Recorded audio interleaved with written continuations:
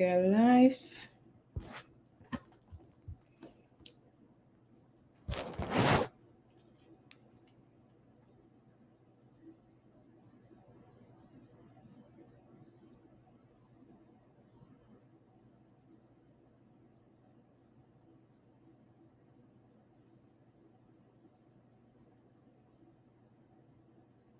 Okay, interesting. I can see that we have quite a number of people that have joined already. Just one moment. Mm-hmm.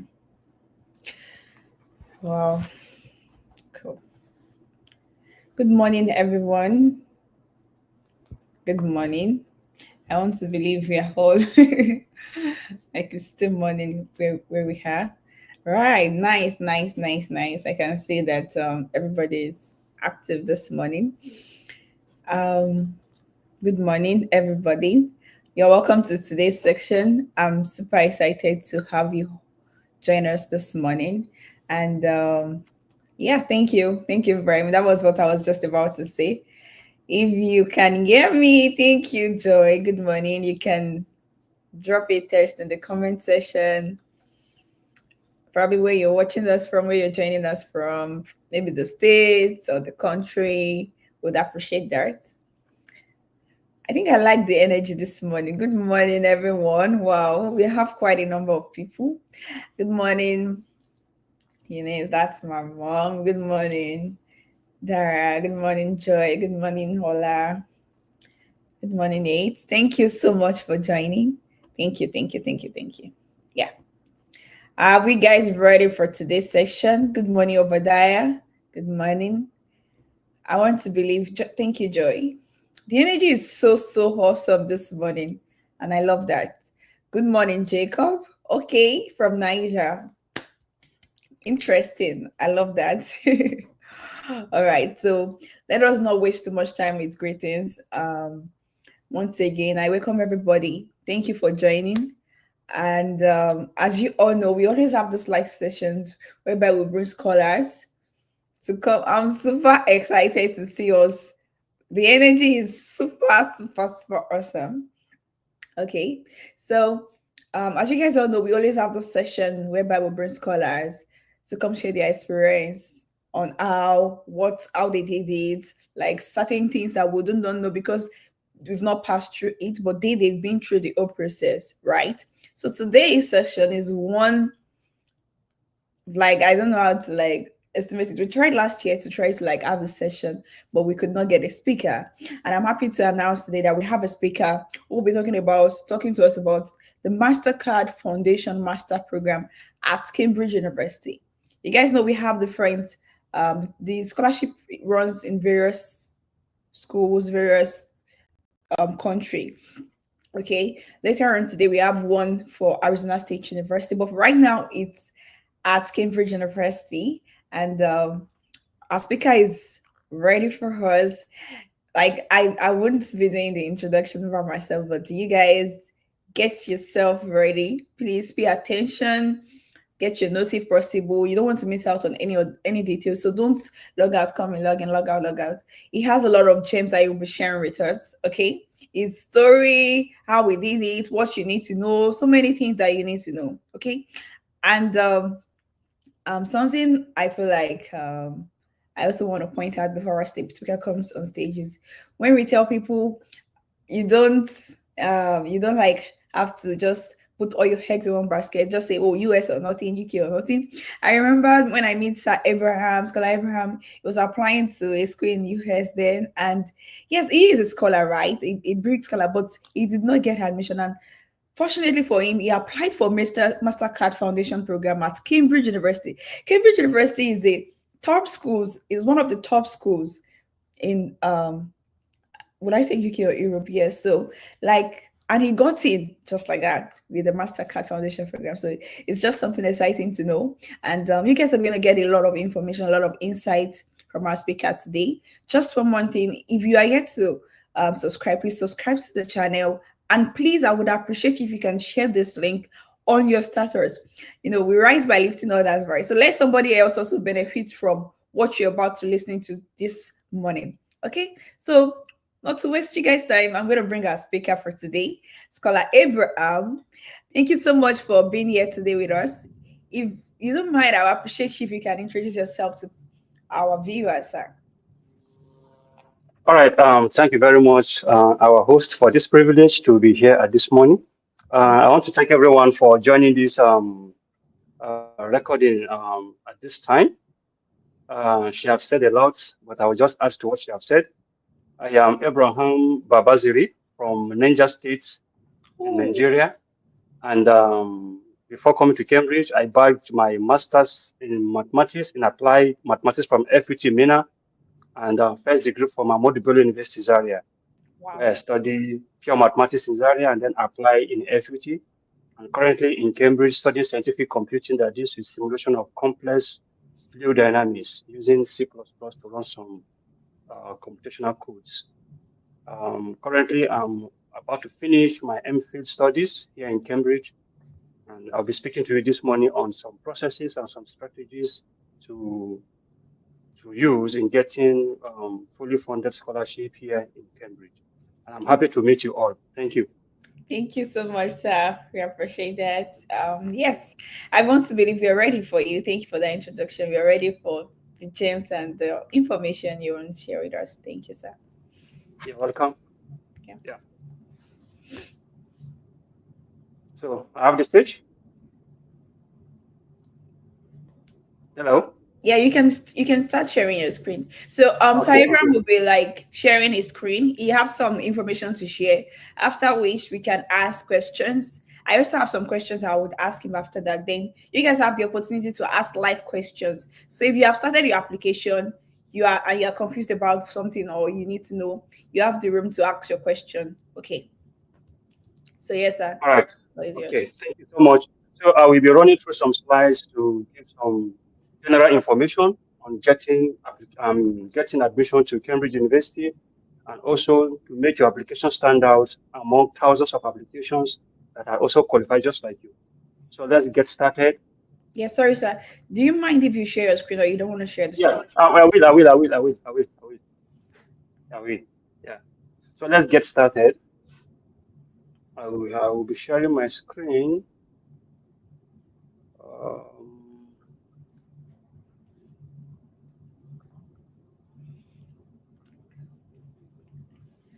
Wow, we hold have on. someone joining from Yobe State. You're welcome, Mohammed. You're Um, welcome, everyone. So the plus sign. yeah, I'm yet to see my screen that I. Okay, yeah. Can we see my screen? Yes, I think we can see now. Yeah. Yeah, everyone can see my screen, right? Yeah, if you guys can see the screen, please you can let us know in the comment section. I can see it. Okay, so please be sure that everybody can see it as I continue. Yeah, they can. Okay, so this morning I'll be looking into general information and guidelines in making quality application to Cambridge University and securing Mastercard Scholarship Foundation. First, we have Mastercard Foundation Scholarship. This scholarship kickstarts in 2022 here in the University of Cambridge, and the target is to train 500 young talented scholars across African continents to pursue their master's degree here in the University of Cambridge. And currently, my set is the third cohort for this very program. So subsequently, other cohorts will be coming in until 2030 when the number is reached at 500 as proposed. And the basic thing you need to be qualified for this is number one, you must be from Africa. And then those that are actually from underrepresented are of great advantage. And apart from being a Mastercard scholar here in Cambridge, you have opportunity to do some other activities and some other trainings, like leadership training and some other short courses that will equip you to be a 21st century leader with good skills and quality innovations. Mastercard tried their best to make sure that there is gender equality in terms of giving the scholarship either to male or female. Female applicants are strongly encouraged to apply for this scholarship, and there is no discrimination whatsoever, or where you come from, or maybe if you have any disability. So long you're from Africa, you have the qualification to apply, and you are so passionate about pursuing postgraduate admission, postgraduate studies in a place like Cambridge, you are free to apply. Now, what matters most is number one, in Mastercard Foundation Scholarship, they try to look into underrepresented people. Who are the underrepresented? Are the less privileged ones that naturally or humanly speaking, they cannot afford the resources to come to Cambridge to study. Myself, I'm an example. On a natural ground, I can never be in Cambridge by myself. My father have no money to pay to bring me here to Cambridge. So if you are like me and you have the qualification, you have what it takes, then this scholarship is for you. This program is for you. Cambridge is for you. One other thing is that Cambridge is not a place where Africans cannot come to. So if you have the mentality of thinking Cambridge is a big school, I can't be here, I don't have the qualification, or maybe it's not for people like me, I want you to clear that out. It's for people like you, and you can do it, and you can also be here. Now, the selection criteria number one is you must have outstanding intellectual ability, you must have a good result, first class or strong 2-1 recommended, and then you must have the desire to contribute to climate resilience. Now, MasterCard is all about seeing scholars that will fight or provide solution to future occurring climate emergencies. So if you can do your best to write your application and align it with anything that has to do with climate change, then you are on a good track. You must have leadership potentials. So in your various capacity where you are now at your very local level, whatsoever thing you are doing that impacts people that show sign of leadership, you are part of this. And then you must be willing to give back. Give back in the sense that you should be able to mentor others, you should be able to guide others and expand your network in making people think that coming to Cambridge is possible, in making people realize their dream and give them the passion and the zeal to pursue a scholarship like this. Okay. Now, Sorry, after sorry to cut you, sir. Before we continue, I think I can only say one of just one section. This share is not working for the whole slide, so we might have okay, to fix that. Yeah, so they are not seeing my slide. yeah, we can see this. Yeah, now, yes, now. Okay, Okay, is it fine now? so you are in Mastercard Scholarship essay, right? Yeah, part four. Yeah, that's where I am. Yeah. So if Slide you don't four. mind, that down board, you can click on the third part, the third or second. Yeah, third. This, Yeah, this. yeah, yeah. Perfect. Yeah. Thank So you. is it okay now? Yes, sir. Thank you, sir. Okay. All right. So in writing Mastercard AC, after looking at the criteria, as I said in the previous slide, in writing your AC, four major things are very necessary. Number one, you must demonstrate your ability to show that you have outstanding intellectual capacity. That is very, very important. Cambridge University is not just a place where you come and then you start sleeping or you start doing some other things that are not in line with academic rigor. There is actually academic rigor in this place. So you must be willing and you must be qualified to withstand the stress of academics. And then you must link your research to climate resilience, as I've said before. All this will appear in your essay. And then you must describe your leadership skills based on the roles you have partaken in the past and how it can shape your studies here in Cambridge. And then you must demonstrate the passion to commit in giving back to others. And then in your essay, it's advisable you show the commitment of returning back to Africa after your Cambridge studies to impact your local community or your rural community. So all of these four key points are very, very necessary and important when writing your essay for Mastercard Foundation Scholarship. I will talk more about that during the application and the funding process. Now, I've talked about this a bit, and then I will just reemphasize on it. Citizens and residents of Africa, you must be from Africa, and it's very possible that probably your first degree is not from Africa, it's fine. If you are the type that probably you study maybe in South Africa for your first degree, or maybe in US or in UK for your first degree, so long US or UK is not your permanent place of residence, residency, then you are qualified to apply. If you're a black person from Africa and then you are based in US, you are based in UK permanently, then you may not benefit from the scholarship because the target is, as I've said, those that are from Africa that are especially underrepresented people that naturally they cannot afford coming to Cambridge by their own self, then they are highly qualified. Then your course of study, you must apply for an eligible master's program. All courses in Cambridge for masters, Mastercard fund them, but except the ones that are listed here, like Master of Accountancy, Mastercard does not fund that. Master of Business Administration, it is out of the list. Master of Corporate Law is out of the list, and Master of Finance is out of the list. All these four courses are not funded by Mastercard. So if you have ambition to pursue any of these, then know that Mastercard is not for you. Aside this for every other course, so long that course is just 1 year program, you are qualified to apply. A course that is more than 1 year may not be funded by Mastercard because their aim is just to fund you for 1 year Mastercard program. Now, if you are coming for Mastercard program in Cambridge, you must be ready to work out because there is no extra year, there is no receipt, there is no rewrite, there is no carryover in this place. You must be able to finish in that 1 year. Then academic requirements, you must meet entry requirements of your choosing course. This is not stated by Mastercard. Each department have their own criteria and their own requirement. So for the course you want to apply to, it's advisable you visit the website or the departmental website of the course you want to study, and then look into their criteria to know what they need. Some courses strictly first class, some second class upper, but it must be a strong one, depending on your course specification. So this you can check using this link, or you can go online and Google it. The timeline for application. Currently, application will open next month, which is September.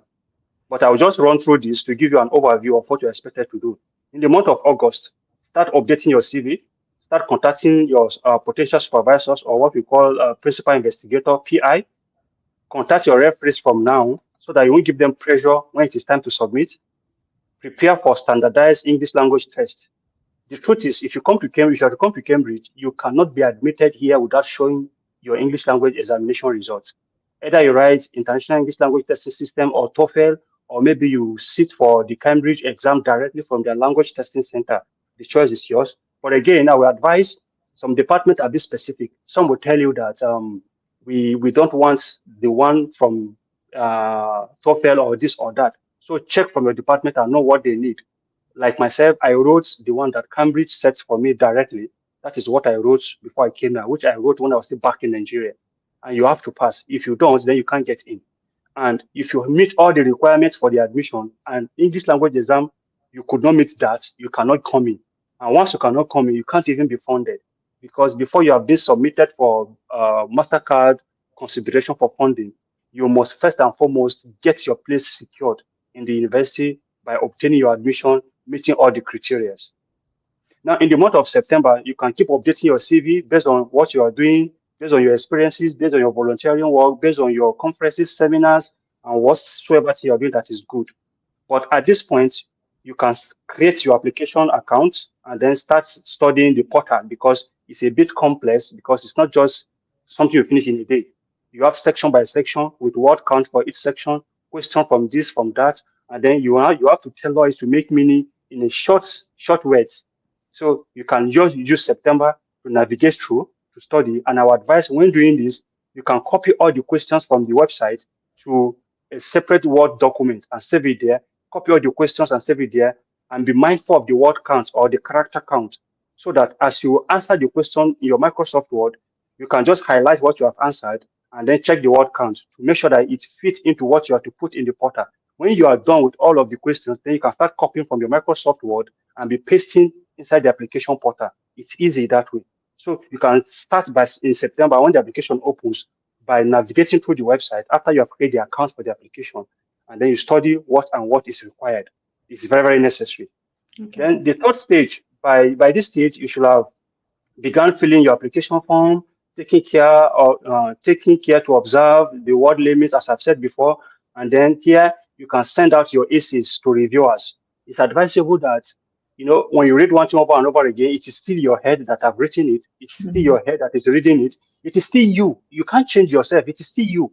Though you may be seeing some little improvement, but let another person that also have the idea of what you are trying to do read through your essay and give it to those you trust, because some people have I don't know how to put it. Some persons may not be happy even with what you are trying to do, but they'll claim to be happy with you. So know the people you share your essay with, those you trust so well that they will not give you negative advice on your work, and then hear their feedback.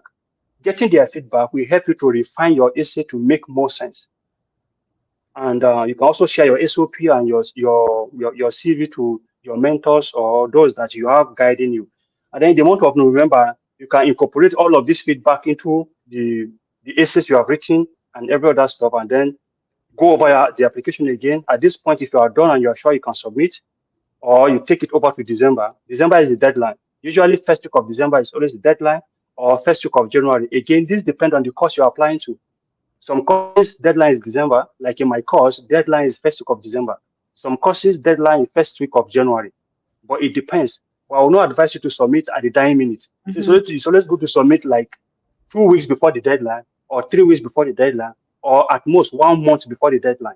And it's not good to submit too early because it will look as if you have not done any work. So in the month of November, towards the end, then you can submit, or by the middle you can submit, or you can just submit at the deadline. It's still fine. So Okay. that's all about the application timeline and the activities you needed to do. Now, applying for admission and funding. Applying to funding in Cambridge University is a bit tricky because most of the application for funding are incorporated inside the application for admission. Like myself, I can't remember applying for any extra funding apart from the application I make to Cambridge University for admission. So like the Mastercard is incorporated inside the application for the admission for your course of study in Cambridge. And this is how it goes. First, all master courses in Cambridge, most of them are 1 year. It is mastered by research. Some are 2 years, but again, it's good you know which one you are coming for. So if you are coming for masters by research that is 1 year, then for that type of course, you need to get a potential PI ahead, which is your principal investigator. And how do you get your principal investigator? You send code emails to them ahead, letting them know your intention, and then if they agree to supervise you, fine. The courses that are not research based, you don't really need a supervisor to apply. Like in my course has a thought element. Out of 100%, 25% is thought, then 75 is research. But even if there is 1% of thought, it is considered to be thought masters. Even if it is 0.5 percentage thought, then they'll consider to be a thought masters. So in such courses, you don't necessarily need to get a supervisor. If you get, fine, but it's not criteria, it's not compulsory, and they can't use that to judge you. So know what you're going for by making that research. Also, applicants must also note that application deadlines are usually, I've explained this before, it depends on your course, which can either be in December or in January. Applicants can create the application portal. I've explained this in the previous email. Now, for funding application for Mastercard, this is submitted alongside your Cambridge application. The only difference is that there's a section in the application portal where it will be required of you to write an essay of what you want to do in Cambridge that relates to what I've said in the previous slide based on your intellectual ability, your research must correspond or align with climate change or climate resilient or how to provide suitable environment in the midst of climate change, and then your ability to mentor others to give back and your leadership potentials. So these are the things that should make up your Mastercard Foundation AC. So that is the unique thing that you can do in your application for admission inside your entire application for both admission and funding. So for Mastercard, just take note of those criteria in writing your essay, and then there will be a section for you where you submit that, and then you are done. Application materials must be prepared, include so the things you need is your CV, you need official transcripts, you need essay responses, any required tests, as I've said, proposal for PhD. So for master's courses in Cambridge, you don't need a proposal. The only thing you need is your SOP or maybe letter of intent, not a proposal. If you are coming for a PhD, that's why I put it here, then you need a proposal. But if you are coming for a PhD, know that MasterCard will not fund you because MasterCard does not fund PhD. Now, your references should be requested early. I've said that before. Start sending them messages from now. Start connecting with them. I will explain that more in the subsequent slides. Admission offers typically begins. Admission offers will begin to arrive in middle of December down to February and maybe March. Then funding starts dropping ending of March, April, and through May. Now, the deadline for application ends in January and December for those that need funding. If you want to self-fund yourself, yeah, the application portal will be open till May. So you get the difference, which I believe most of us from Africa, we are we are eager to get funding, and that is what we are praying to God for. So you should target January or December for deadline, not May. If you do that for May, then you have to fund yourself. Now, on English language requirements, I will explain more on that here. Some some departments will want you to bring international English language testing system that they don't even need the Cambridge requirement. They don't need the Cambridge language exam. Some will tell you anyone you bring. So I would advise you do a thorough and a deep search to know what your department wants.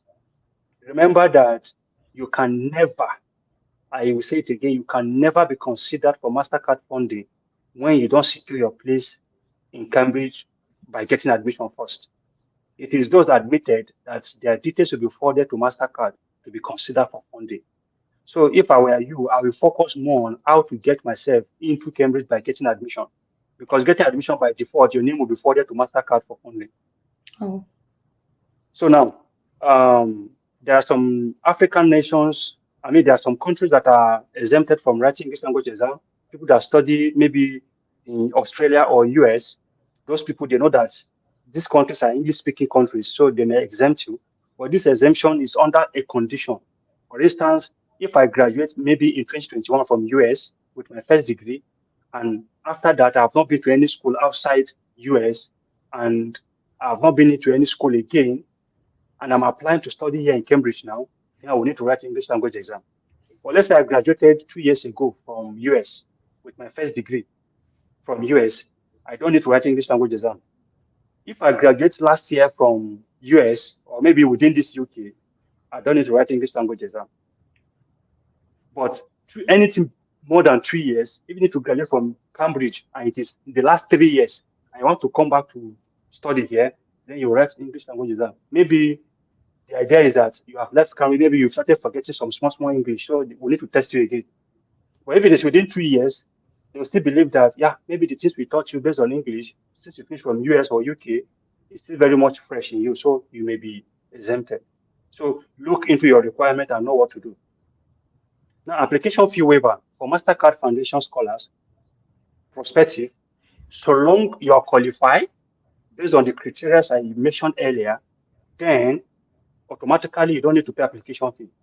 Mastercard will start giving you your benefits from your application process. They will pay the application. During my time, it was £50. I don't know how much it will be now because things changes. So during my time, it was £50. They will pay that money for you, and then you just submit your application quietly. For those that are applying for a PhD, you will have to pay your application fee. But if you pay once, then you have the privilege of submitting more than two applications, and then it will be waived for you. But you have to pay one. Now I will explain some things here. In in Cambridge, the admission is a bit different from other universities you can think of. Cambridge and Oxford, they operate the same way. In Cambridge, we have 31 colleges. And each of these colleges is just like a mini university because each college has a standard library. Each college has everything a normal university you think of in Nigeria has. Each college has a principal or is it the president, which is just like the VC of that college. Each college admits their student and matriculate their student, and each college graduates their student. And these 31 colleges joined together make University of Cambridge. So you can imagine how large it is. So you have to look into the college you are applying to because during the application you will be asked which college you want to be admitted to, which you have two options to select any of out of these 31 colleges. You can select the two you like. So I would advise you do a deep check on what each college wants. Is it corresponding with what you want? Check the academic standard of each college. Like in my college, I'm in Wolfson College. In my college, you can't be in this college if you're not 21 years old. So if you are less than 21 years, even if you are studying undergraduate, you'll not be admitted in my college. And each college has their own principles, their own norms, their own culture. So don't pick college anyhow. Settle down, do your search well to know what you want to pick. And the university is so large, the colleges are so big, and they are far away from each other. So our advice, based on what you want to study, make sure that your department or your faculty is not again too far from your college. Because if it is too far, then you'll be spending a lot. When you're admitted to what takes you to your college, from your college to your department will be so expensive. Well, you may survive if you are here because most people here ride bicycle, so you can buy bicycle and ride, but that depends on you. But it's always advisable you get a college close to your department for easy movement and then to save you time and stress because time is very, very important in this place. You don't joke with time. 1 minute can make you fail, 1 minute can make you pass. So you just have to think of it and do your deep search well. Now, on to contacting potential supervisors. Now, who should initiate the contact? It is you, the applicant, oh. Either you are a PhD or Mastercard or master student rather. You should initiate the contact. When should you start that contact? Start now. The sooner the better, the earlier the better. Because these people here, they are always, I'm just a student here, but I'm also always busy because what Cambridge will feed you with, what Cambridge will give you to devour is much that you need time to devour it and you cannot complain because they'll tell you Cambridge, that's why it is called Cambridge. That's just the plain truth. I'm not scaring you, but that's just the truth. And so long you can have that first class in Africa, you can have more than what is first class in this place. But you must work hard because success comes by working hard. It's not by luck. There is luck for those that are working hard. A lazy man will hardly get a luck because even if it comes, you don't have what it takes to get it. Now, approach to connect effectively. Number one, research the department, as I've said, familiarize yourself with the academic department, identify relevant faculties, pinpoint a few faculty members whose research aligns with yours. So when you view through your department, go through their profile, the profile of the lecturers, you will see somebody that has something doing with what you are interested in. Make sure you study that person's profile very well. You can even go to their Google Scholar or ResearchGate, get one or two of their papers, read it very well, align it with what you want to do, and then you can send them email. Number one, when you send them email and you quote their paper or what they have done, it tells them that, oh, this guy have done a research a bit about me. Oh, this guy have studied my course. Oh, this guy have studied my paper. Wow. It must be reasonable. Yes, you are showing them already that you are into research. Before you even come to Cambridge, you have started research on what to do. So that is a green light that yeah, this person is qualified to come in. But you can't just send code email blindly without quoting what they have done. You can't just introduce yourself alone and then you send code email. It will not make sense. You will send thousands, you will not get any response. Now, craft your code email, draft a compelling message. If possible, seek feedback from your mentor if you have one before sending them.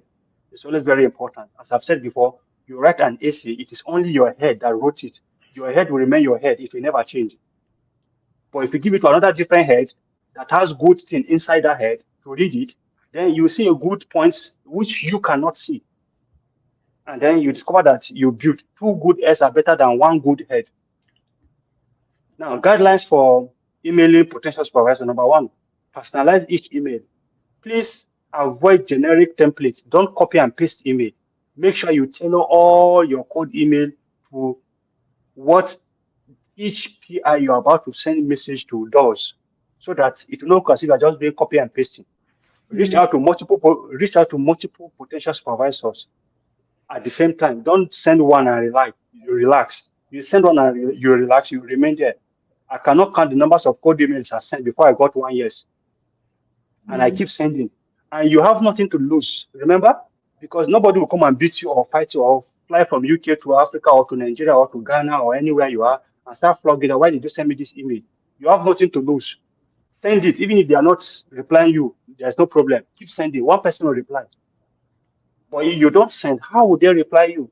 You are not crafting a compelling message. How would they be interested in you? Now be concise because they are very busy here.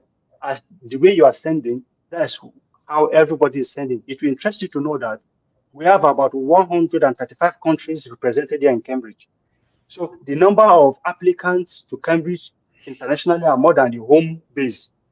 About 67% of students in Cambridge are international students like me and you. So they are always busy. Try to introduce yourself briefly in 2 sentences maximum. If you can't make it in 1 sentence, make it in 2 sentences. Clearly state your purpose in 1 sentence. In 1 sentence, mention their work, as I've said before, and link it to your what you want to do. Highlight what you offer and why they should consider you. And then attach relevant credentials. You need a transcript. If possible, your official transcript, not student copy. Official transcript is more valuable and more respected if I can use that language. But in the absence of official transcript, you can use your student copy if you have, and then conclude and send.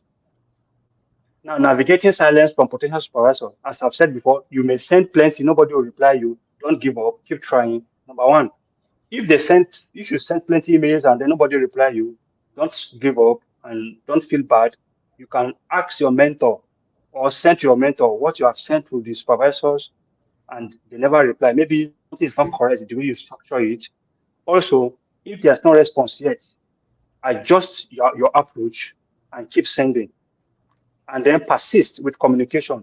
Continue contacting supervisor until you are ready to submit your application. Even if you have gotten a supervisor that say yes to you, they may change their mind though. When they see somebody that is more qualified than you, they might just decide to drop you because you are not ready, you are not in already. So everybody wants to go for the best. Let's say I see somebody that can solve 2 problems, and then later I see somebody that can solve 10 problems applying for the same thing. I'll just go for the guy that can solve 10 problems because even your supervisors here, they don't want stress. They need students that are very productive. Like in my case, during my research, I know what I did and I know what I passed through. If I have not prepared myself, then at a point I will just say, oh God, why would I even come to this place? But if you know what you want and then you are grounded and you know what you want to get from it, then you should be willing to work hard and then keep sending, keep contacting supervisors. Even if you have 10 supervisors, it doesn't make you a bad person. You cannot decide to choose. You will not be the one to decide. So don't get one person and relax. Keep sending, keep sending. By you sending, you're already advertising yourself. You're already showing them what you can do, your competency. Also, there's another strategy you can employ. After you have submitted your application, you have already submitted it. But in your search, you now discover that you get a supervisor that show more interest than even the people you have mentioned. You can still email that supervisor stating that I submitted my application is also and so, but I would like you to be my supervisor, and I'll be happy if you can review my application. In that case, they may ask you to send your application to them via email or your ACES or your SOP. And then they'll go through it and then they will pick it up and go to the department on your behalf that I need this person to be my student. It happens. Now, in terms of referees, I will explain some things here. If I have Mr. A and Mr. B qualify for a particular position, maybe this Mastercard stuff, both of them qualify and we need just one person. Everything, remember that everything you submit in your application is written by you. Your SOP is written by you. Your CV is designed by you. The things you fill on the internet are designed by you. The only thing not written by you and it will be used to assess you is your reference, your recommenders, your professors, your supervisors, or where you have worked in the industry. They write reference on your behalf and sent to them. Now, this is what you should take very, very important and you should be mindful of. If your referees did not submit quality reference letter for you, it may affect you. Just like the example I was trying to give, Mr. A and Mr. B, both of them are qualified, but at the end of the day, we just need one person. Everything they submitted matched the same thing. They got 98%, 98%. Now they will look into the reference letter. What is their referees saying? If a referee for Mr. A is not saying what is measurable to what Mr. A has said about himself, they will just pin you down. If Mr. B reference letter is corresponding to what he say about him or herself, it's okay. This is the genuine person, because if his recommender can confirm of is this or is that. So now, make sure you choose your reference or your referees wisely. And how can you do that? Number one here, if you are currently studying or you recently graduated, your first referee should be your supervisor or your tutor or your lecturer or somebody that has experience in what you just finished or what you just did. Because reason being that they believe that person knows you and the person actually have at least measure you to some level by seeing what you can do in your thesis or your report or your assessment or your presentation or anything that has to do with academics. Again, you can make your second referee to also be another academic tutor if you are not yet working in the industry because you just graduated now, so you are not expected to be studying at the same time working. It's not always compulsory that you must be studying and be working. So in this case, you can use your two referees to be from academics. Now, if you have left school for like 3 years, you can use one person from the industry where you may be working, and then use another person as your supervisor that supervise your either your degree project or your MPhil project or whatever. Now, if you graduated for more than 6 years, at this point, I will not advise you to use your supervisor of last 6 years as your referee because it's been long. The distance has been so wide. 6 years is much. And in these 6 years, there was no contact. The only thing that connected you was the thesis you wrote in 6 years ago. Mm-hmm. That is the only thing that can connect you. So when you use that person as your referee, the university will just roll you out because it shows that you are not up to date. If you are up to date for 6 years, for 6 years, you should not just be sitting down doing nothing. You should be doing something. So your referee should come from what you are doing, from that industry, from that organization, from that establishment. So that is my recommendation. Then, in choosing your referee again, it is not compulsory you must choose a professor. Having a professor, and then the professor will just write two lines of of comments for you. It's not worth it. It's better if you carry a fresh doctor or a senior lecturer that can write quality letter for you. It's always best. It's not by title. I want you to know that people here in UK and US, they are not driven by title. They are not driven by professor or prof. No, they are driven by what you can offer, Mm-hmm. what you can do, your ability. That is what moved them. So it's not by oh my referee is professor this, professor that, professor this, and he wrote just two lines of comments for you, and Doctor this wrote two paragraphs with two big aces for me.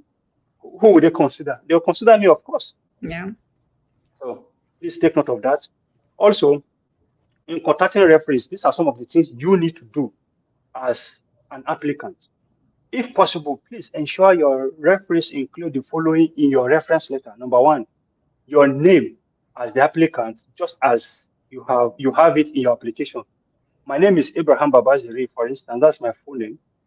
If my recommender is writing for me, I just write Abraham. I'm writing this reference letter in support of Abraham's application, and that is all. That is the only thing they can do. There could be another Abraham somewhere that's applying for that same application. So try and make your reference letters unique, even with your name. Let it match exactly with the name you use in applying. That's one. Two, the duration or the extent to which your recommender have known you should be clearly stated in your reference letter. Why I put this here is because you are not the one to write your reference by yourself, but you can make your recommender to write it by letting them know what you have and what you have applied for. If possible, send them the application form of what you are applying to with your name fully written. Send them your SOP. Send them your CV just to guide them, to give them information about you so that they will know what to write for you. And if possible, for me, what I usually do is if I look at any of my referee, I will look at my relationship with that referee. What and what have we done together before with this referee? I will just key it down. I will now bullet it. Okay, I work with this person. I did research with this person here. I collaborated with this person. I was able to discover this. I will list it out. Then, when contacting them for reference, I will send it along. So, should in case I know you're always busy and I know you have plenty things at your table to attend to, I have listed down some of our collaborations and some of the work we've done together to ease the process of you drafting the letter for me and stuff. You're already making the work easy for them. Now, also, the specific course you want to apply to should be stated in your reference letter overall. Your overall academic potential should also be listed. Like in my case, I make sure that my recommenders knows even my CGPA, so that when writing they can state it. Abraham got this, he got so CGPA. He was the best student in this. He was the best in this project. He was able to deliver this. He was able to do this well. So that it will correspond with what you are writing about yourself. Now, your academic achievements, your prizes, your publication, your seminars, and relevant skills, all, please, if possible, have it in a document, send it to your referees so that they'll have it when writing letters for you. It can help them to write quality and quantitative letters for you. But you can only do this if you have been maintaining good relationship with them, which will be the next thing I will discuss. Now, tips in getting quality and good reference letters from your referees. Number one, you must maintain a good relationship with your referees by reaching out occasionally. For example, sending them greetings on their birthdays, special occasions like during Christmas, during Salah celebration, during some festive season, send them messages, greet them. At the start of new months, you can send them a message, happy new month. You can share your success stories with them. Like for the Muslims, you can greet them, happy Juma Mubarak. On Sundays, you can send Sunday greetings, Sunday blessings, just to keep in touch. You are not bribing them. That is relationship. Even God needs relationship with us, and those that have good relationship with God, when they ask God for something, He easily do it for them. Same way, the same technology goes to even human. Somebody you relate with in a good way, we always remember you, even if there's something to give, he will remember you easily. But somebody you don't relate with, just because you did something, that's when you now remember me. Then I will feel that you are using me. Even God is not a user of men. So when you maintain that relationship, you discover that anytime you need something, they'll be eager to even do it for you because they'll say, "Oh, this guy has actually been checking up, not because he needs this. That is why he's messaging me. No, he has been a good friend. He's sending messages and stuff like that." Number two, always show appreciation. Even if you don't have anything to give, show your gratitude. But let it not just end by just greeting or showing gratitude. If possible, if you can afford it, there's nothing bad for you to send them airtime. Not that they can't afford the airtime, oh, they can afford the airtime, but you are just trying to take responsibility of being responsible. Send them airtime, send them data, not just you are not bribing them, but it's simply a way of you telling them I am grateful and I am thankful. And then it's a way of you staying connected. To you, it will look very small, but to them, it will look so big that if this person can send me this, then if he has more than this, he can do for me. And then they'll be happy with you to write good stuff for you. And you can, with this, you'll be able to even tell them what you want them to write. But if you don't have that relationship, you can't dictate to them what to write. You even be afraid to send them some information about you, telling them they should write this or they should do that. But while there's relationship, you and your recommender, you will just be as if you guys are friends. You talk as friends, you talk as colleagues. That is the power of relationship. Share some of your application materials, such I've said this before, such as your CV, your SOP, with your reference. This helps them to stay informed about your achievements and provides them with what relevant details that can strengthen the recommendations they give on your behalf. Sorry, please. And then lastly, always keep your reference updated on your success, on any success you achieve. It is better for them to hear from you directly than hearing from a third party. Because if they don't hear your success story from you, then you are ungrateful and then you are a user of men. So you should be able to tell them, sir, I've got this scholarship, I've done this because your recommenders writing referee for you is just a way of you putting your referees under examination because what they are submitting for you will also be assessed. So you need to give them the feedback of their efforts by telling them I have succeeded. They will be happy that, oh, so what I wrote actually makes sense. This guy is being admitted to Cambridge. Like I remember when I told my one of my recommenders I got into Cambridge, say, Abraham, you don't mean it. Abraham, you don't mean it. You mean you're in Cambridge? I said, yes, I got admitted to Cambridge. Say, Abraham, you don't mean it. He was just happy. And in fact, he said I should end my call. He called me back and then he said, Abraham, I am happy. You are going to, I said, I'm going to Cambridge. So, wow, this is good. So he was happy and I'm also happy. That is how to keep relationship. And even if you have gotten what you needed, don't leave them. Keep sending them greetings. Keep sending them recharge card data or anything. Anything. It goes a long way. And you can even refer them to, you can even refer somebody to your recommenders based on your own relationship. Because what money can buy, relationship can pay for it 10,000 times. So it's always good to keep good relationship. Yeah. Now, crafting a personal statement for Cambridge, this is a blueprint. Some other ones may be different, but for Cambridge, for all I know, based on my own little knowledge, this is the best I can give. Now, in your statement of purpose, you should be able to state the reason why you want to apply to Cambridge and the reason why you are choosing that very course. This answer is directly on the website. You can go to Cambridge website and check what differentiates Cambridge from other universities. Why is Cambridge unique? What specialty do they have? This will answer this question. Your own course, go to your website and check what is your course doing that is different. What are the research outcomes? Which problem which problem is being solved through the course you want to go and study? This should be one of the key factors that attract you to Cambridge. Your SOP should capture it.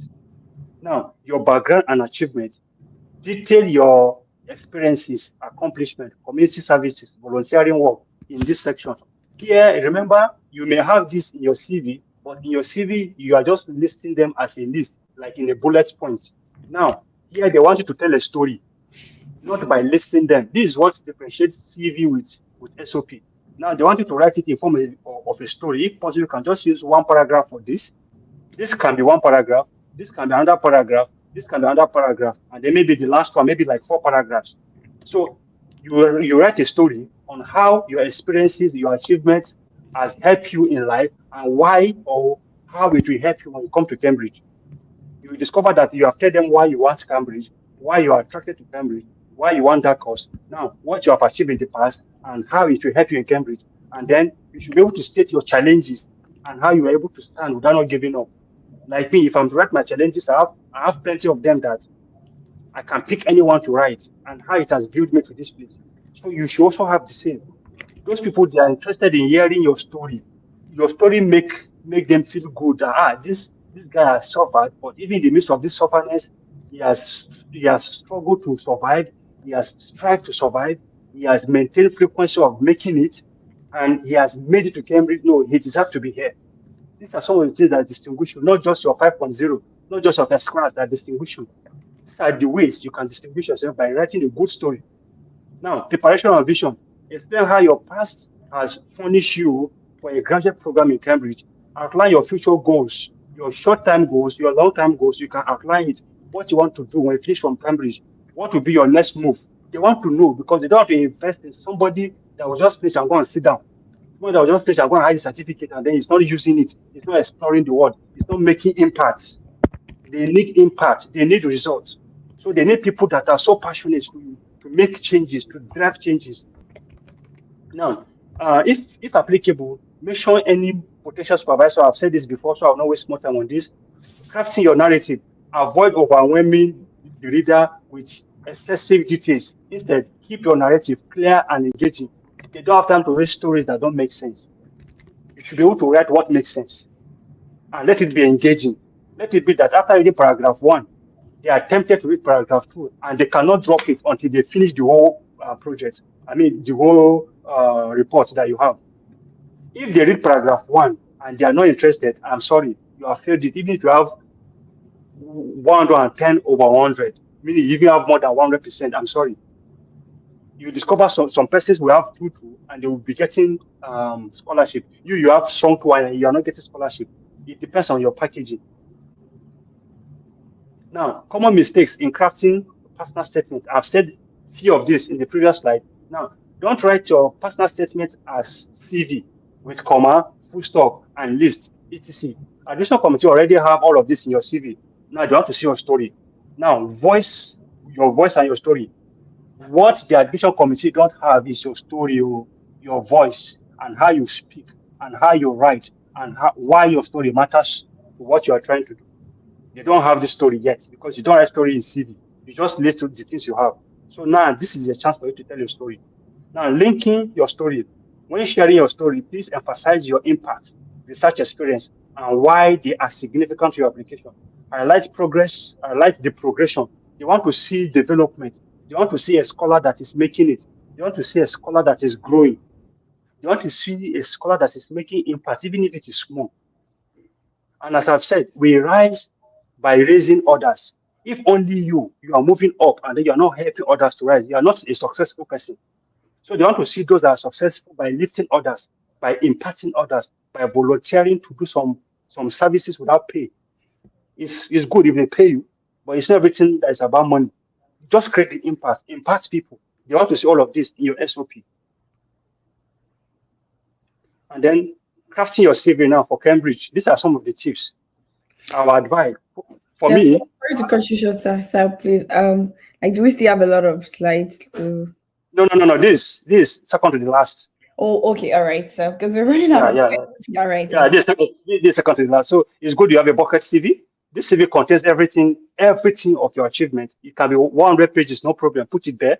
Then when crafting your CV for a specific application, you can just be removing from this bucket CV, and then you position them well. Again, one key thing is in Cambridge, don't make your CV more than 2 pages. Once it is more than 2 pages, you have failed because it will be noted against you that you don't have the ability to summarize your achievement. So that's one test. Your CV must not be more than 2 pages. And then the character fonts, don't reduce your fonts character less than 10. Let it not be less than 10. And it is always advisable you hyperlink your certificate and your transcript in your CV. You have first degree with first class, you can say view certificate in this place and then put it in your Google Drive, then hyperlink it and add it. There's a way you can add it so that you make the access open to anybody that have the link. They can just verify everything about you from your CV. Once they click, it takes them there, they see it. If you are not on ResearchGate, please try and get one. Get LinkedIn account, get Google Scholar. I understand that the ResearchGate and Google Scholar, you may not be able to register if you don't have official email address of a company or a school. But for LinkedIn, you can go on this. This is advertise yourself there, show the world what you can do, what you can offer, but let it be meaningful and impactful. And then key points, and this will be my final slide. What matters most is all this statement was from one of my colleagues here, Keto Chukwu. Some of you will know her from LinkedIn. We are together here in Mastercard. Number one, start early, research deeply. Winning scholarship is not all about good grades, but early preparation, vision, your foresight, and getting essential documents ready.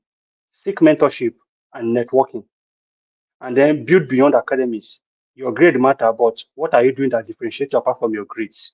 You can go into leadership, you can go into mentoring, volunteering activities, and tell a good story at the end of the day. Thank you very much for your time and attention. I'm open to questions and suggestions. Thank you.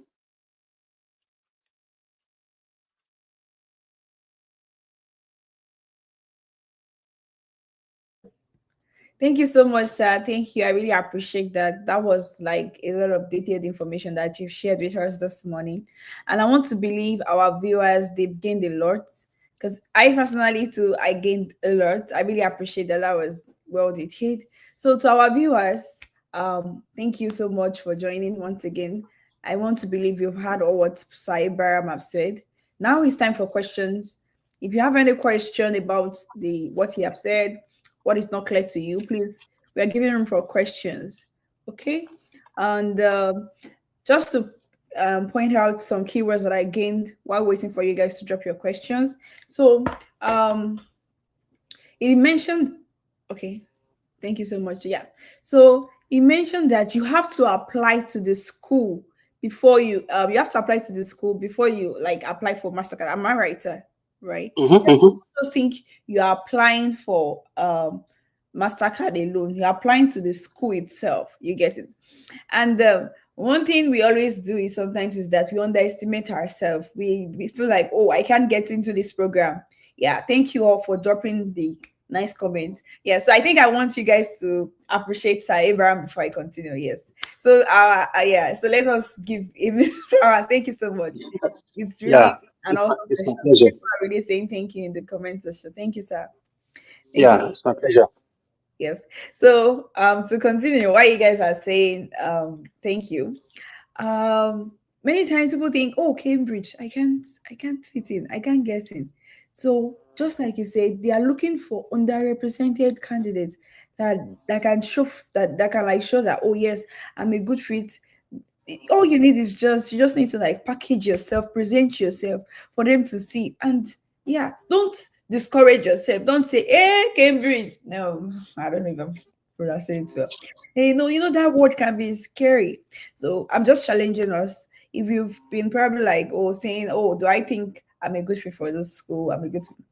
You can, from what the scholar Abraham said, you are good to go. All the tips he has shared, follow it, the statement of purpose, the recommendation letter, everything. They are what you need to just package it. Don't leave one point missing. Balance everything. So we don't have so much time. I would start with a question. So someone was like, thank you so much. I found resonant on how to craft this statement of purpose, which is great. You can always use that for your other applications too. That is awesome. Thank you, sir. And thank you so much, sir. It's really insightful and very helpful. The reference letter tips will be, yes. So the reference letter that you talked about, like I feel like there's something that a lot of people don't mention. We should talk about the relationship thing is very, very important, and the year gap. That is a good word. That is a good point you made mention that you don't have to say because it has to be a professor. You've left school for like 7 years. Yeah, 7 years. You to include someone that knows you, that you've worked with recently. So yes, Please, if I miss your question, you can bring it down because it seems like the distance is just going up. So my question is that do you need to publish any of our research or project before reaching out to supervisors or before starting the application? No. But yes, you can go. Okay. It's not compulsory that you must publish before you reach out. Yeah. You can reach out, letting them know what you have done in your master's or maybe in your first degree, and if possible, you can attach evidence of what you have done as your project in sending your code emails to them. Also, if you already have your papers published or you have any research publication, then it's another added advantage for you that, yeah, this guy or this lady is already into academia or research. So it's still fine, but it is not a criteria or a judgment that you must have a publication before you reach out to potential PIs. But again, in terms of admission decision, they need scholars that have research experience. And the only way you can prove to them that you have research experience is if you have actually published a paper, or maybe you have attended a conference, or maybe you have a conference paper or conference proceedings, or anything that can show that you have spoken in public in terms of your research, then it's fine. Thank you. I don't know whether I've answered the question. Yes. So to add to that, you don't need to publish your research. Yeah, you're good to go with the experience you've gotten in your this thing. It's not about publishing paper. If you think it's about publishing paper, you might publish paper, you not even have the experience the professor is looking for. And then let me say more on that. It's not just to publish, but where did you publish? We have mushroom journals. We have journals that even myself I can just cook up one name that Abraham Zhiri International Journal of Technology, and then you send your paper, whether it is good or not, I'll get it published, and then it's easy to create website these days, and then you have it online. So there are mushroom journals. So in a place like Cambridge, or to win a competitive scholarship, you need to have your paper published in a good journal, if possible, Scopus Index, Elsevier Q1, Q2, or Q3, or let it just be a well-recognized standard journal. It's very, very important. Yeah. Thank you. Thank you for sharing that. So the next question, someone asked, does this SOP apply for jump bonds as well? Well, I can say yes and no. In terms of hunting for job, we don't really call it SOP. It can be maybe a cover letter, or maybe letter of interest, or maybe letter of intent, which Exactly. there you will have to just describe your experiences on this time in terms of work ethics that Yeah. relates to the job you are trying to apply for. And then we can also showcase your skills in terms of your maybe your academic qualification that you've badged this, you've badged that, and that intelligence or that capacity of getting this good grade will help you to. It's all about packaging and how you define it. So it doesn't necessarily that we don't use SOP in job hunting. Yeah. We call it Thank cover letter or letter of intent or letter of interest or letter of motivation, as the case may be. They are all language. Yeah. Yeah. So thank you, sir. If I'm applying for masters in community health science, do I need to contact a supervisor? Do we need step SOP and personal statement? What's the difference? Yeah. I think this will be clearly stated in the departmental website. For community health sciences, I will advise you go to the departmental website and check and see if actually you need a supervisor. But I will assure you of this.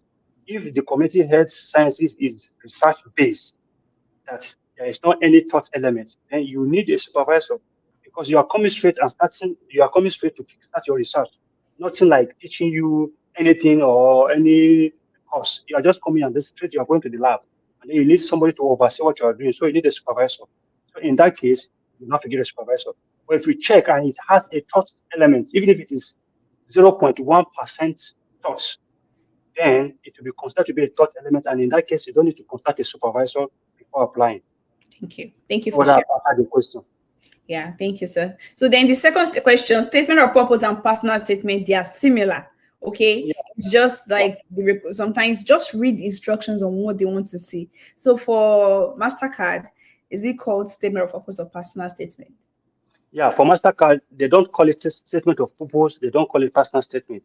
They Good. just call it Mastercard essay, or you just say section submit your essay for Okay. Mastercard. Thank you. So but in that essay, based on what I've said, you don't need to actually make it look like you're writing SOP. What you need is those four things I mentioned. You Yeah. should be able to show your intellectual ability you should be able to show that your research, what you are planning or anticipating to do, has connection with climate resilience and climate fight. And then you should be able to show the commitment of giving back to others if you have the opportunity of doing so. And then you should be able to show in your research, I mean, in your essay, that you have some leadership potentials and leadership skills. And then you'll be fine. And then it's all about you connecting them well. Let paragraph one lead to paragraph two and let it be well articulated. Let the flow be there. And then Mm, you are fine. thank you. Thank you, sir. Thank you. That's good. What's your comment about religious leadership and impact in CV, sir? Well, it depends. If, for instance, for like myself, I have occupied plenty leadership position in terms of religion, church, fellowship, this, that, but I don't uh, go too much to pour it in my CV. I just have just like one I have in my CV, Relevant ones. the Yeah. relevant one, the one that is like very, very, very relevant. That's the one I have in my CV, and that one has to do with maybe coordinating people in okay. Let me be specific. The one I used was when I was serving. I was the sub-zonal president of NCCF. So that is a big experience because I was coordinating corpus with this, with that, and then I link it even in my essay as part of my leadership skills. I have other ones I've done in my local church during fellowship when I was in Abraham Zhiri, but I never put those ones. It depends. It depends on you. I can't determine that for anyone, but it depends on how you see it. And having these positions or doing some of these things is actually helpful because it helps you to think well and manage people. So it depends on what actually you want. If you have plenty of other responsibilities that you have done apart from religion, you can also put them and just try to balance them. It's important. Yeah, thank you, sir. So if there are religious stuff, like maybe you did welfare, like maybe you were in academic, you need teaching experience, stuff that are relevant, just in addition to that. So Yeah. yes, we'll be running through quickly. We have quite some questions. Since first class and two are not the only grades accepted, does this mean with someone with a two cannot give it a shot, even when they have research experience? For Cambridge, I am unsure of this because they are being specific. Requirement is first class and 2-1 in some cases. In fact, some courses don't even want 2-1 in Cambridge. You must be first So, but class. what is your definition of two one? Because in most Yeah, cases, it's not always like the equivalency might not be the same with what we think. Some people might have two, and what is your definition of two one and first class? yeah. To my little understanding, I may be wrong, but the definition of the 2-1 should be a 2-1 with maybe if on the scale of 5, the 2-1 should be maybe 4 from 4.0 upward. Okay. And then on the scale of maybe 4, then the 2-1 should be on the scale of maybe from 3 points, maybe 3.0 out of 4 or something. All right. Thank you. So, Joy, But for just 2-2, okay, go ahead, go ahead, go ahead. I'm sorry to cut you, sir. So, Oh, Joy, just to add to that, like there are a lot of scholarships you can still apply without with your tutu. Okay, yeah, so yeah, yeah. yeah, you might not be fit for Cambridge, but you might still be fit for other applications for other Yes, yes, schools. Yeah. yes. So I would also love to hear from the scholar that is coming in the afternoon too. You know, that is like another university, like Arizona State University, which I think they take to too. So I'm just pointing that out. Don't be discouraged. Like, yeah. So, Yeah. but Please Cambridge, let me add to your point. yeah. I know of someone. This is not story. I know of someone back there in FUT. Mina. He had 2-2, first degree mathematics, 2-2. And then he did his master's and then he got, is it 4.2 or 4.1 out of 5? As I speak to you, he's in US doing his PhD with a fully funded scholarship, with teaching assistantship, with a lot of benefits, with summer school, with a lot of things. So you don't have to just give up. Even with 2-2, don't be surprised, even with your third class, if you can make the difference and stand out. They believe we are humans and then we are prone to error and we are prone to mistakes. It Yeah. happens when you're doing your first degree, maybe things were not balanced, you are psychologically distressed, things were not working for you, you don't have any support, you are mentally or you are, a lot of things. So you can even use that your weakness as your strength to strengthen your application. That when I was doing this, actually I was passing through this, I was passing through that, but because I get some stability now during my masters, I got this, I got that. They say, oh wow. And then with the things you do in terms of making yourself stand out, going for conferences, applications for this, for that, publishing papers, meeting people, assisting people. That's what they need. It's not all about just the grade. Thank you, sir. That was Yeah. great. So, what's your comment on English proficiency? Without you mentioned that we need the test. No, I think Pelumi, you already talked about it. I don't want us to dwell so much on this. Pelumi, please just go to that aspect. You would, your question will be answered. I think so. Am I right, sir? You mentioned about the 2 years. Yeah. Yeah, thank you so much for hosting the call. Yeah, thank you. We appreciate you, sir Abraham. Thank you, sir. Can someone who has not undergone degree program apply? You need to have a degree. You need to have a degree. Yeah, you must have a degree, minimum. Yeah, is the application currently open? So I will just answer this. For Cambridge, particularly, it is not. Okay, it's still next month, but you need to apply to this school. So don't wait until. Am I right, Sir Abraham? Yeah, let me just clear some points on that. You need to apply to Cambridge University seeking for admission.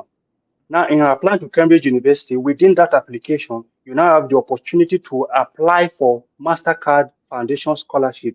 It is infused, like Mastercard Scholarship is a subset of Cambridge application. Cambridge application is the bigger set. Then Mastercard application is the subset of Cambridge application. So once you're already applying for admission to come to Cambridge, by default, you have the opportunity to apply for Mastercard Foundation Scholarship inside the same application. And it is very important for you to know that you can make more than 2 applications, even more than 1 at the same time. You can make 3 different applications to Cambridge for the same admission year, and you will be considered. Thank you, sir. So Yeah. that was great. Yeah. So please, you guys, if you have any question, I would like also advise that you go through the session, okay? And I feel like Cyber will not mind if you can also connect with him on LinkedIn and you can always ask him questions, okay? But please ensure that you've gone through everything he has said. That is how to know a professional, like someone who is willing to put in the work. Don't just like enter into his DM and start asking questions. He has taken his time to explain a lot of things to us right now. So please go through it in case you miss on one part or the other. So thank you so much, sir. Thank you. I'm seeing Oluwapelumi came here ready for us, really. Yeah. So what is the balance with application fee? When you said admission from school must be really, yeah, that's a good question. So you said that you have to apply. So how does the application fee comes in? Okay. Now, as you are making the application for Cambridge admission, right? Cambridge admission require you to pay. During my time, I think it was £50 for. I'm not sure now. Either £50 or yeah, it's 50 for masters, and then it was 75 for PhD. I may be wrong, but I know that there is money for you to pay. Now, for my time, because I was qualified to apply for Mastercard Foundation Scholarship. In fact, you may not even be the one to say you want to apply for Mastercard Foundation Scholarship. Once you start filling in your biodata and you feel that you are from Nigeria, you are from Africa, that's why you have been based, like your bio information, automatically the system will readjust itself. And then when you get to funding section, you will see the pop-up list of the scholarship you can apply for, which Mastercard will be there because you are from Africa and you are based in Africa. And before that time, you must have filled all the places where you school. You school in, let's say, Ahmad Bello in this Zaria. You know Zaria is in Nigeria. Nigeria is in Africa. So I am qualified by default. So you will see Mastercard appear on the funding list for you to click that you apply. So once you click on it, another section will now open for you. Then you start filling in your ACS and some other small information. Now, before you get to where you will submit, the application fee may not even show for you to pay because once you just click the Mastercard, the university will just contact Mastercard. This person has applied to University of Cambridge and he has selected your funding as part of anticipated funding body or whatever. They will take care of it. So you don't need to say you're applying manually for free waiver. But things changes. During my time, I never did that. I don't know how it will be now because I applied 2 years ago. That was in 2023.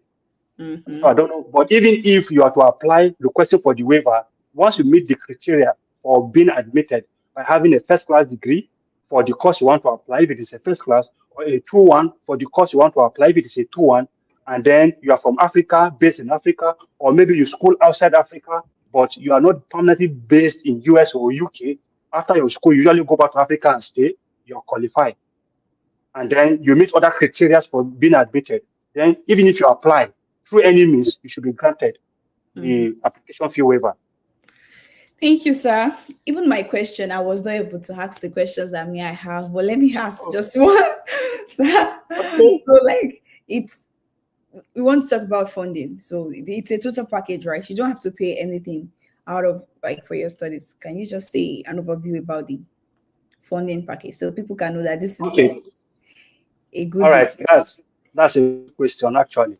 For Mastercard Foundation Scholarship, the only thing you need to do, the only money you will pay is pay for your own service by applying. Take out the time to work. Take out the time to write. Take out the time to study. Take out the time to write all the tests required and ensure you do well. That is the only thing you need to do. Your school fees, that is the tuition fee, Mastercard will take care of it if you are selected. Your living expenses, which they call maintenance in Cambridge language, they will take care of it for that 1 year. If your course is 12 months, like my case, my course is 12 months. So I'll be finishing next month by His grace. Some courses are 9 months. So they will fund you for that 9 months and give you living expenses or what they call stipend for that 9 months. If your course is 10 months, the same thing. If it is 11 months, the same thing. But note that they can't fund you more than 1 year. Your flights that will take you from Nigeria to UK to Cambridge will be taken care by them. Your accommodation where you will sleep, everything, what you will eat from the maintenance they will be giving you, you pay for that by yourself. So you have nothing to worry about. And upon your arrival, you'll be given a laptop, fresh laptop, to enable you study well. Hey, total package. And then, yeah, and then you have the opportunity to undertake leadership course, like leadership trainings. Those that usually you can go to my DM and check some of my previous posts. You can see my leadership certificates uploaded there from Cambridge Institute of Sustainability, no, Cambridge Institute of Leadership, whatever. I can't recall the exact name now. You'll be issued certificate with Cambridge title that you have passed through leadership training. This training is of 3 sections, so you are expected to attend all of them and do the required activities that is embedded in it. So it's a plus for you. What Mm, other thing again? yeah. Yeah, that's basically so everything you need has been done for you. You pay school fees for you, monthly stipend given. Your coming to Cambridge is taken care by them. Your visa will be paid by them. They pay for your visa fee.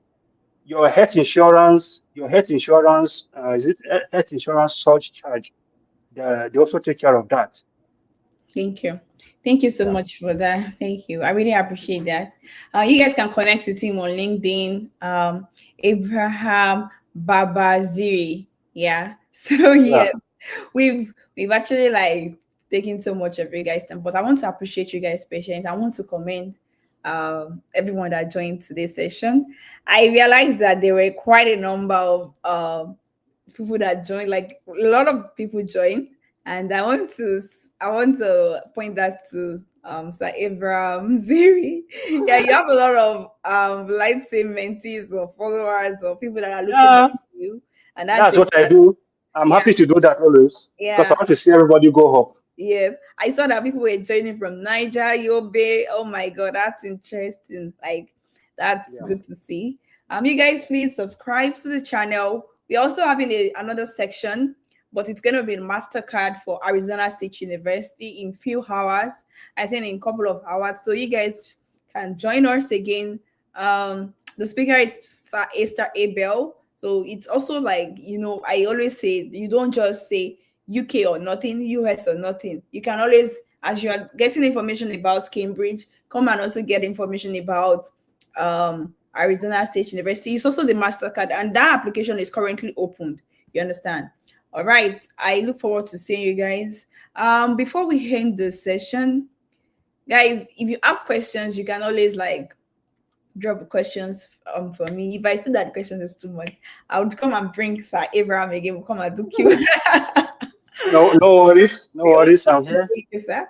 Thank you, Yeah. sir. So, not to waste our time, we still have one more session, and even me myself, I still have to sleep.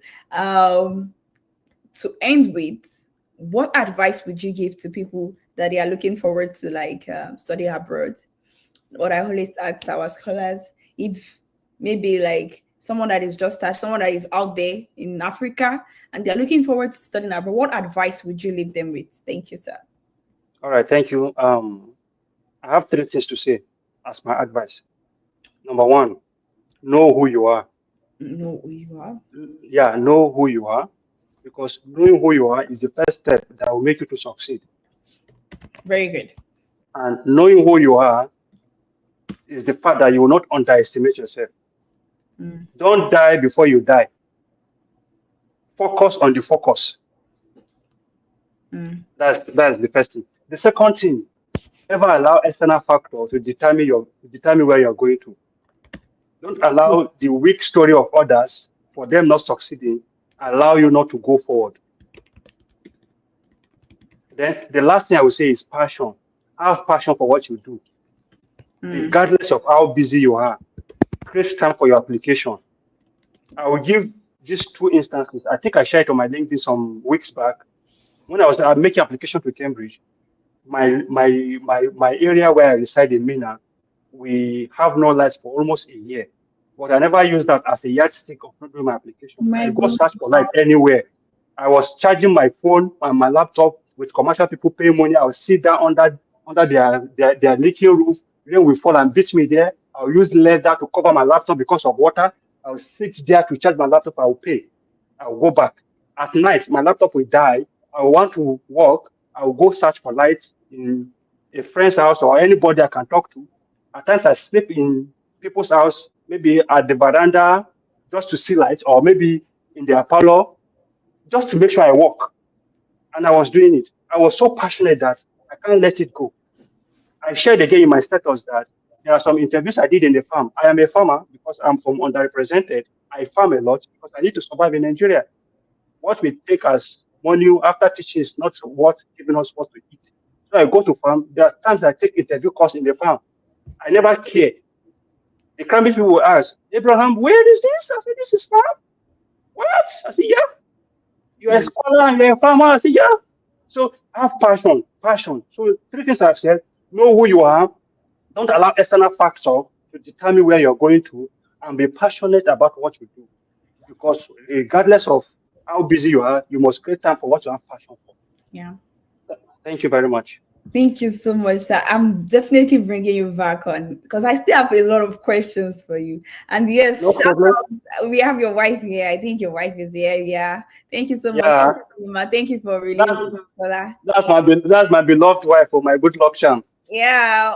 Thank you, Ma, for giving us the opportunity to have Sir Abraham on this channel. You are blessed. Thank you so much. And yes, we Amen. really appreciate you. Thank you everyone for joining. Thank you all. I do appreciate your presence. I do not take your time for granted. So please, this session will be available for you to watch and you can always make reference to it. Okay.